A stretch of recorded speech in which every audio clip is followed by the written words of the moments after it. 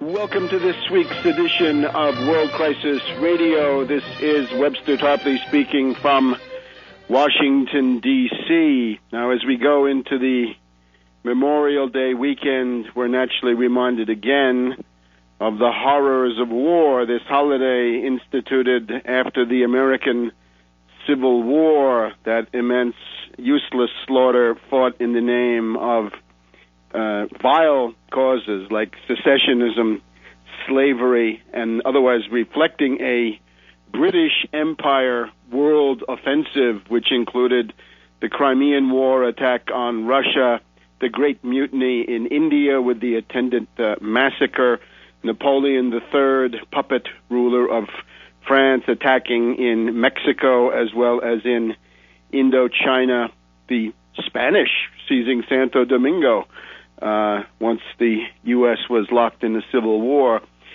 So that entire horror is in our minds on Memorial Day weekend. Now let's look at the state of imperialism. Have they learned anything? The answer is no.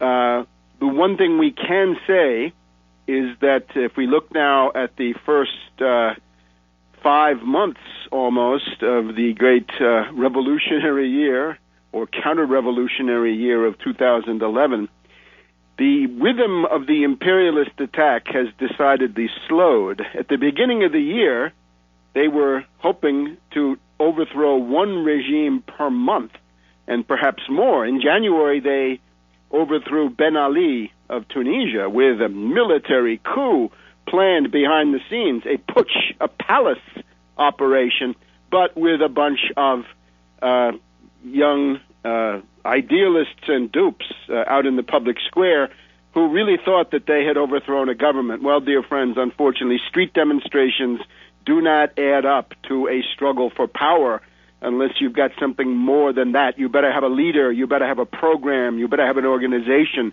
and you better know what you're doing. And it can't be controlled by the U.S. State Department with the slogans recycled from Atpor in Belgrade. So that was January. February, Mubarak. April 6th movement, a complete clone of Atpor. And what do we find a very interesting thing? The departure of Mubarak. This is an interesting historical problem, right? Because as we said to you at the time, the fall of Mubarak was essentially some kind of an ultimatum from the United States, some kind of blood-curdling threat, possibly involving the seizure of the Suez Canal. And now we have some inside testimony. This is a guy called Saad Eddin Ibrahim, S-A-A-D, Saad Eddin Ibrahim.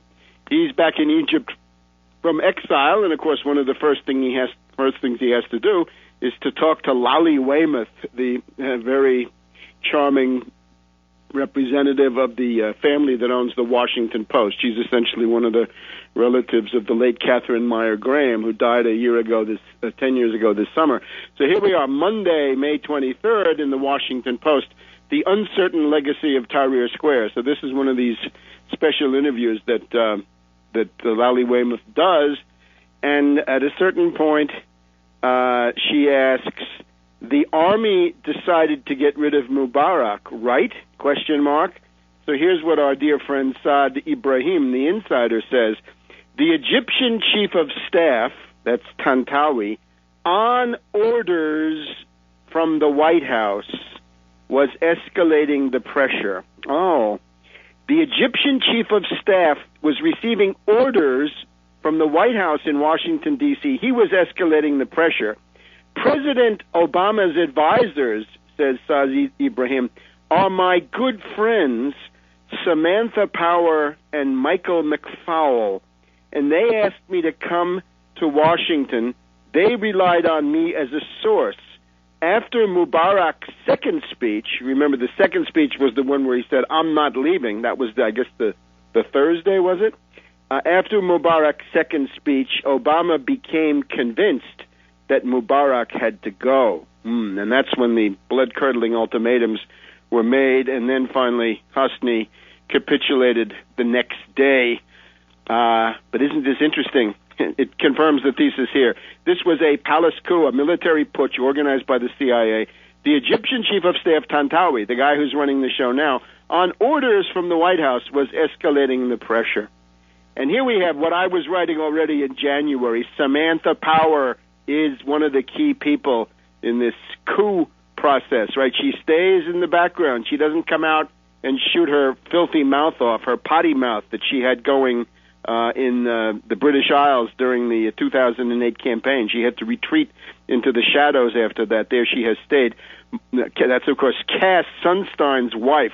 Michael McFaul, this is a quackademic who all during the 90s, when the IMF would come out with shock therapy, brutal attacks on Russia and other countries, McFaul was one of the cheerleaders. He was one of the cheerleaders of Yeltsin, of Chubais, of Nemtsov, of Yegor Gaidar, the late, and so forth. That's McFaul. So those are your revolutionaries, dear friend. Samantha Power, imperialist ideologue. She's interested in genocide, but not the genocide committed by the U.S., the genocide committed by the others. And Michael McFaul, a cheerleader, a public relations flunky for the IMF, the World Bank, and the U.S. Federal Reserve. All right, so isn't that interesting? Confirmed. But the result now of this is, the upshot, January, Ben Ali falls. February, Mubarak falls. As March came in, they were assuming this is going to be Gaddafi. Gaddafi will fall in March. Well, surprise. Gaddafi fought back and stripped away this amiable mask of slogans about democracy and the rule of law and the singing tomorrows spread by the State Department. Notice never any really significant economic demands, nothing about the IMF, the World Bank, the World Trade Organization, these other oppressive imperialist institutions. So in March, nobody fell. How about April? They would think, well, if we didn't get him in March, we'll get him in April. The bombing had begun on the 19th of March. They were bombing Libya, but they couldn't get Gaddafi out. In April, still nobody fell. And now May is almost over, and still nobody has fallen. They're trying hard in Yemen. They're stoking up what they can in Syria. And as we see now, every night, a new attempt to kill Gaddafi. This is now Murder Incorporated. Let's change the name of NATO to Murder Incorporated. It's also got essentially the feature of being the air support service for terrorists from Al-Qaeda and the Libyan Islamic Fighting Group on the ground. But there it is. January, one puppet overthrown, Ben Ali. February, Mubarak overthrown. But March, April, and now as far as we can see, May, it's almost the end of May, no destabilizations, no successful postmodern coups. The Yemen civil war has escalated in the last 48 hours. They're going to be trying that. Syria continues pretty much in the current mode, but the big attempt, I think, is going to be to try to assassinate Gaddafi. Either that or a false flag operation growing out of their desperation that would then give them the pretext for the land invasion.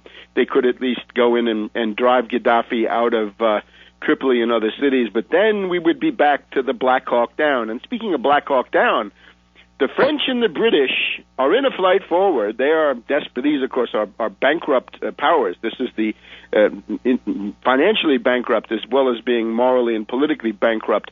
The French and the British are now going to send in attack helicopters. Those are the ones they say that can fly very low in urban areas and can attack specific targets. Well, go take a look at that Black Hawk Down movie, and you'll see what's waiting for you. A simple RPG or even something simpler can often do a significant job on these helicopters. I'm wondering, are these helicopters invulnerable? I assume they're not. So get set for more escalation in Libya, and that's just the beginning. Now, in our second segment, we'll go to Pakistan, which is the really hot front. Back in a minute.